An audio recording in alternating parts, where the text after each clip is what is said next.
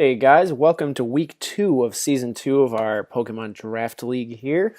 This is Coach Ian of the Mahogany Town Mews, and I'm pretty excited for this match, so let's just dive right in, not wasting any time.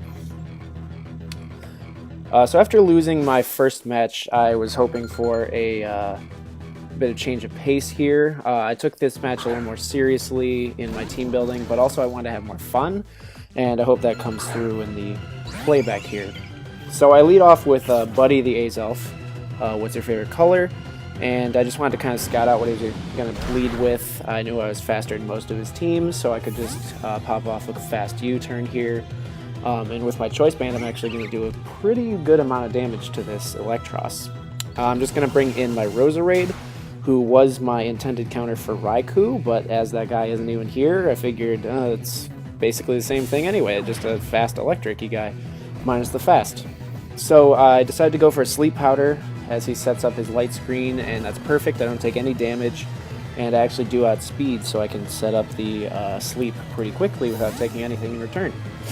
He might have like a flamethrower or something, but I might have been able to take it pretty well with my investment. So I'm just going to switch back out into Buddy the Azelf, what's your favorite color, and I'm just hoping that he's going to be staying asleep for this as I just go for a Zen Headbutt. It's the strongest move I have, strongest stab, as he does live, and go for a Thunder Wave, but thankfully the hacks are on my side for the first time ever, and he misses the Thunder Wave. But he does live with about 10% HP. So I just go for another Zen Headbutt, assuming he's going to switch out, but I don't really have any other option to go for here, so he does switch into the Skarmory, who takes it very well. And after leftovers, he's at about 4/5 HP, and being choiced, I have to manually hard switch out, and I switch into Zapdos, who can take pretty much anything this guy has, except for a Toxic, which is exactly what he goes for.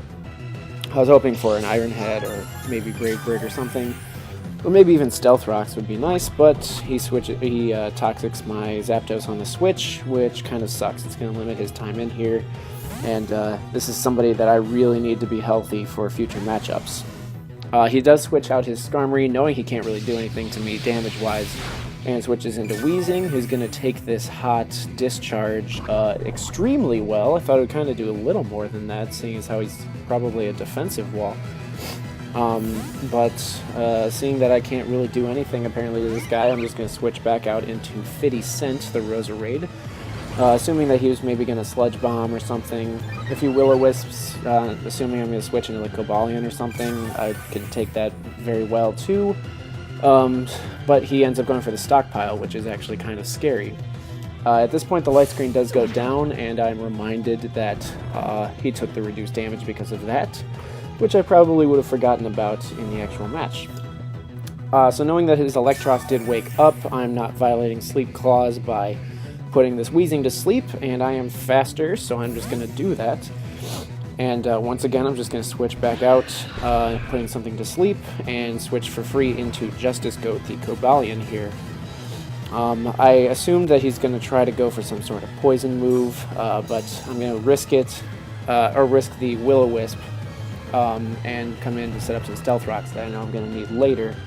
If I want to pull off a sweep, it's better to have those to try and, get the most out of a sweep as possible. But having him still stay asleep, I'm just going to hard switch again into Zapdos here, as Cobalion is choice itemed, just like Azelf was. He does wake up, and I take some poison damage, as I'm going to switch right back out into Buddy the Azelf, what's your favorite color? Just trying to get a super effective stab Zed Headbutt, as he goes for the Stockpile 2, so he's at +2 defense and +2 special defense here, which is pretty scary. Azelf is also very strong, however, and with Choice Band he can do a little over half, and I actually do get the flinch there, which is pretty nice. It seems like the Arceus Hacks gods are on my side for this one. So unfortunately that is going to force him to switch out. He doesn't want to take another one. But I kind of get repaid a little bit there, karma-wise, as I missed the Zen Headbutt coming in on the Skarmory, who wouldn't have taken much from it anyway, so maybe it's not as much payback as it seemed. But Knowing I can set up against Skarmory pretty well, I'm going to switch into my Manaphy here. The end goal of my set was to try and set up Quillfish for the late game sweep, because I think that would be hilarious. So I'm going to bring in Little Squishy here in order to set up a Reflect and hopefully set up a Rain Dance, at which point I can try to U-turn out. And perfectly, he switches into Electros to get the free Death as I set up the Reflect. Could not be more perfect right now, as I just set up one of my main setup moves for free, as he sends in the Mimikyu, which I am a little bit scared of. I know this thing is going to try to set up Sword Stances, and if it can get up high enough, it is going to be a threat, since I would have to hit it twice. So I do go for the Scald here, hoping that I can just break his decoy and possibly get the burn, even though he's not going to take any damage from this. I do break the decoy, obviously, as he does get the Sword Stance up, but unfortunately I do not get the burn, and he goes for his... I don't actually remember what this move is called. His Scary Mimikyu move. It's adorable, though. Scotty, what is your move called? You're just standing there. It's probably the slowest move of all time, though. Let's Snuggle Forever. That's right. And it's terrifying. Apparently I'm in a forest now. And Lil Squishy's just like, oh man, I just gotta go to my grandma's house. And this terrifying little shroomish guy wearing a costume jumps on me, puts me in like Santa's bag, and starts beating the shit out of me. So that's not very cool. He does puke me out, and somehow I survived with like 30 HP. I guess the Reflect and my fully defensive EVs had something to do with it. And I do go for another Scald, and unfortunately, even on the second one, it still doesn't get a burn. So that kind of sucks. I do switch out into Gobalion, hoping that I can bring this guy in somehow, sometime, in order to set up the rain for Quillfish later. And knowing that Mimikyu can't really hurt Gobalion whatsoever.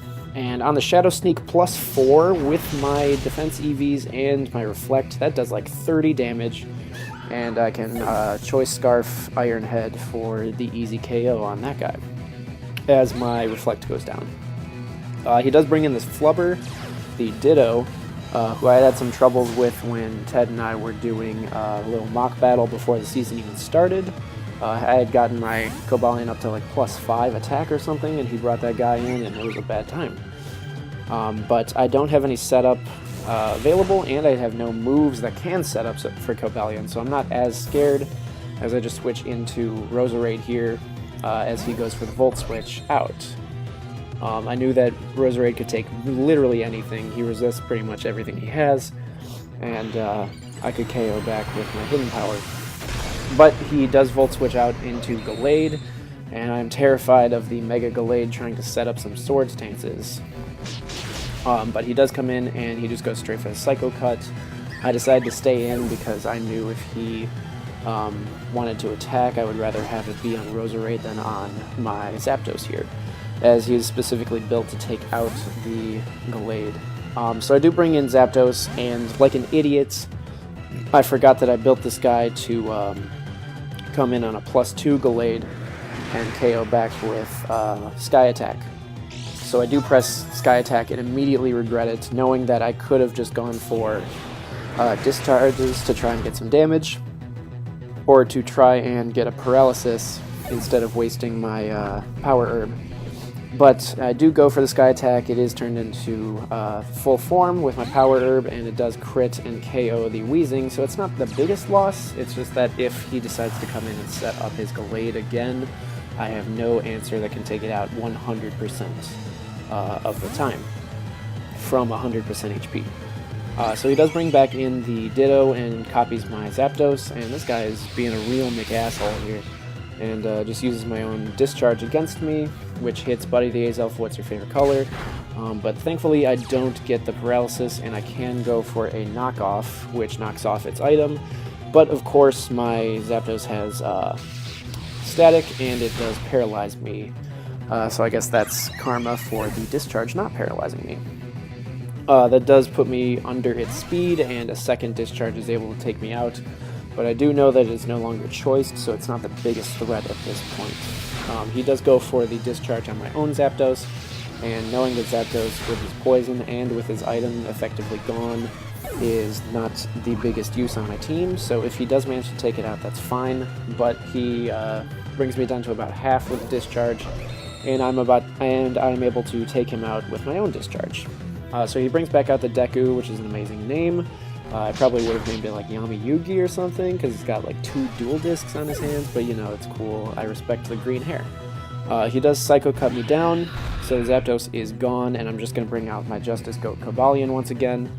I am choice, so I know I can outspeed, and I decide that I need to paralyze this thing to try and set up for later, knowing that there is still a potential to try to sweep if I can outspeed this thing, since it can one-hit KO me, but I can one-hit KO it back, as long as I outspeed.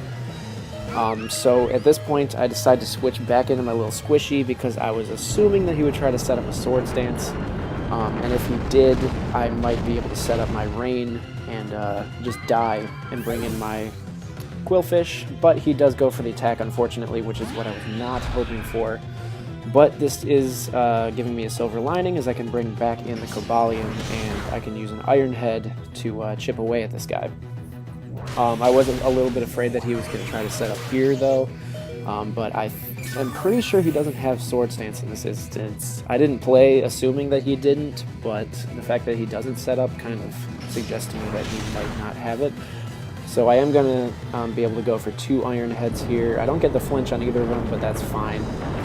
He does Drain Punch me down, get himself back up a little bit, and I can Iron Head him right back down.